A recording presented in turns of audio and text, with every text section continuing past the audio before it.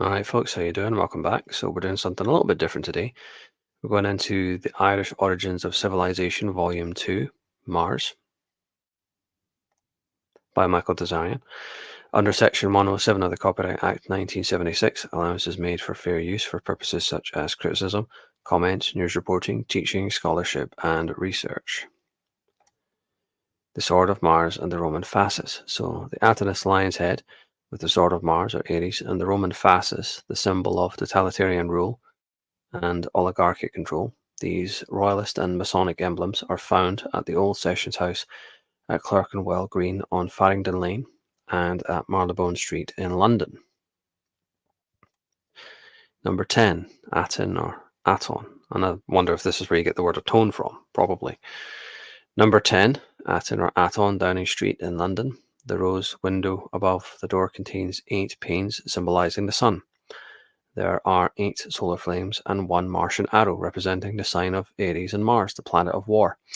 The door knocker features an Atonist lion.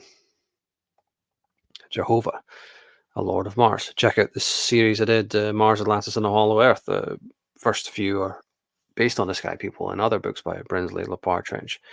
But here's Michael referring to them, or referring to this particular author. As author Brinsley Lepar Trench wrote in his book Sky People, it is very plainly put in arcane literature that Jehovah was originally a lord of Mars. He is also the god of battles. Mars and its lord are somehow deeply associated with strife and violence, affecting and afflicting that type of humanity inhabiting the earth. So check out I think it was the first 3 or 4 presentations I did in that series, Mars, Atlantis, and the Hollow Earth. I'll link them in the description.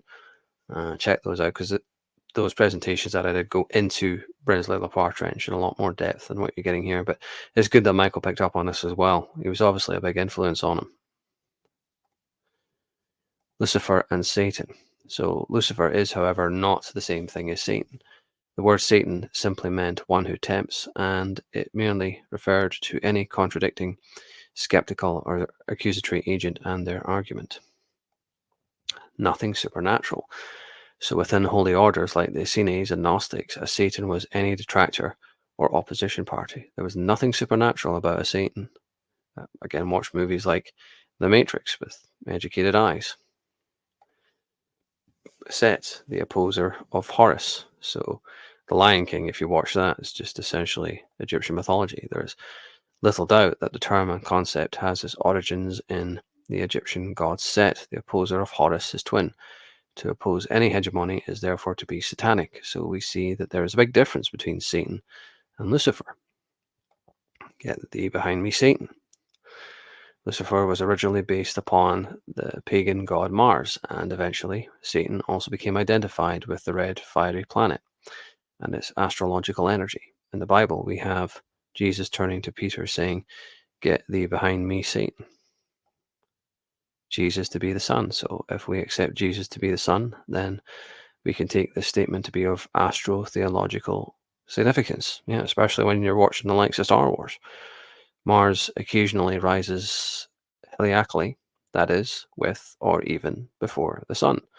And we see at the beginning of his journey and at the end, Luke Skywalker is looking at the twin suns, which is really just the sun and Mars, I would suggest.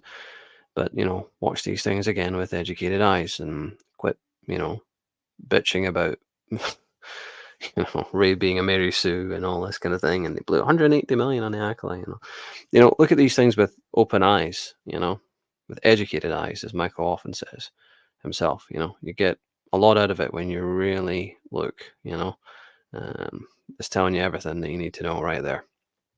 Anyhow, hope you enjoyed this presentation, and part 2 will come out quite soon. Take care.